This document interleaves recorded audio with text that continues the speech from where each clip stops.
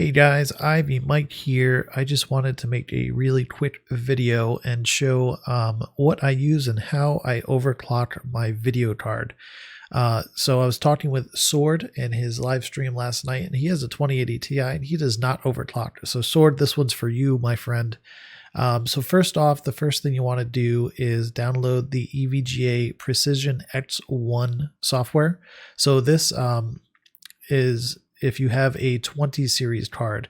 MSI Afterburner is another program that will work pretty much the same exact way. So first things first, I'm going to go ahead and load the default. So when you first turn it on, this is exactly what you see. I'll have these linked in the description below. I'll link this one, the EVGA product, as well as the MSI version. The MSI one is kind of the go-to standard that everyone uses if you don't have a 20 series graphics card. If you have a 1080 or a 1070 or a 1060, the MSI option is probably a little bit better for you. But anyway, I use this one because I have a 20 series. I have an EVGA card, so that's just why I ended up using this one. Anyway, so this is how it comes out default. There's a lot of knobs and things, and don't get over intimidated by any of this stuff. You can't hurt your card doing this, I promise you. Worst case scenario, your computer will freeze up or crash, and you'll have the opportunity to come back here and reset things. You cannot break anything, I promise. So first things first, no matter what you do, even if you don't touch anything else, you want to come over here to power and GPU temp and raise these all the way to the max. You want to do that for sure, because what that will allow is your card to pull more power, and it raises the max temperature a little bit. 88 degrees is perfectly fine for your GPU. Obviously, you don't want to run that hot, and I'm going to show you how to keep your temperature low. Your graphics performance is tied directly to the temperature of the GPU. Basically, if you go above 60 degrees, your graphics card will automatically start slowing itself down to keep its temperature down, and every time it goes from 60 to 65 to 65 to 70, it takes another step down in performance to help control its temperature. So the goal is to keep your GPU as cool as possible. So again, we're going to match those all the way out here. That's your power and your GPU temp targets. The next thing we're going to do is click over twice here. This is the default curve for your fans. So as the temperature increases, your fan RPM increases. Now the default has it set at 40%, and then it goes up to 100%, but doesn't go to 100% until it hits 90 degrees. So what I'm going to do now is I'm going to go and load the profile that I use. So I'll go over here, hit load. This is what I use. I have it set at 40% at 30 degrees. And once it hits 60 degrees, I'm at 100% fan curve. Now your graphics card, if your fans are noisy, it's going to produce a little bit more noise. But I have that set for both the fans. Some graphics cards, you only have one curve here. But by having it go to 100% at 60 degrees, the clock speed will not drop as the graphic improves. So the other thing you want to make sure you have checked is right here where it says fan curve control. You want to make sure that's checked. And then you go ahead and you hit save. And that saves it to whatever profile spot you have saved over here on the right. So you can have multiple profiles.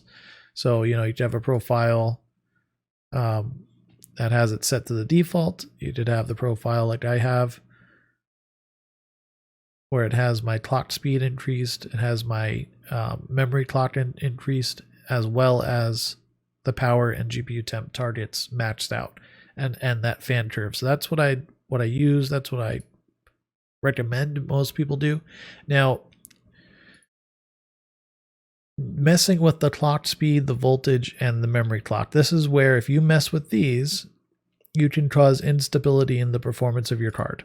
And again, it won't break it. It just will cause a crash, and you have to come in here and tweak it down. So I've tweaked my memory to 850 megahertz plus, and my core clock 105 plus. I can go higher. I just found this is the most stable for me, and I never have issues. Your card will vary depending on the silicone lottery. Every chip is a little different, and you kind of have to find the limits for your individual chip. So once again, I have these being maxed out will never cause a crash. and having your fan curve be more aggressive will just help your temperatures. So that's what I've got. So what I'm going to do now, let's go ahead and go over to here, set default. So we're set to default right now. All right, we're on the default fan curve. This is at 184. I'm going to run a benchmark, and we'll show you the results of that. And then I'll go ahead and load my profile. We'll run the same benchmark, and we'll see what the difference is. All right, so let's go ahead and run that benchmark now.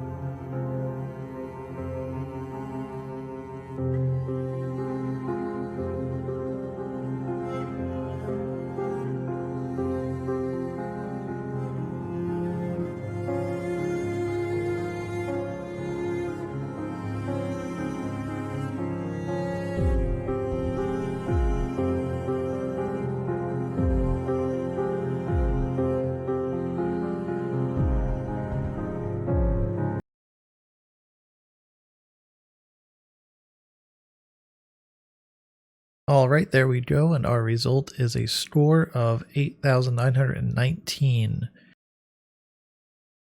All right, let's go ahead and close that down. Now we're going to go here. We're going to load up our overclock profile. I'm going to wait a minute or two, and then we'll start up this new one. I want to give my computer a chance just to cool down. Since we just ran that benchmark, I want it to be a fair comparison. Now, if you're looking at the score, and if you know the superposition benchmark, you're like, man, that score sucks for a 2080 Ti. I have other programs running in the background. This is just as a comparison from the non-overclocked GPU to the overclocked GPU, just so we get a sense of what the number is.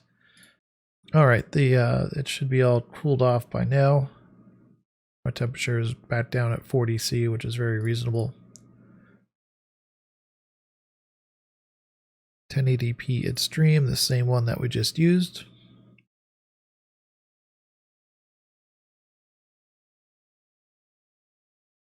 And here we go.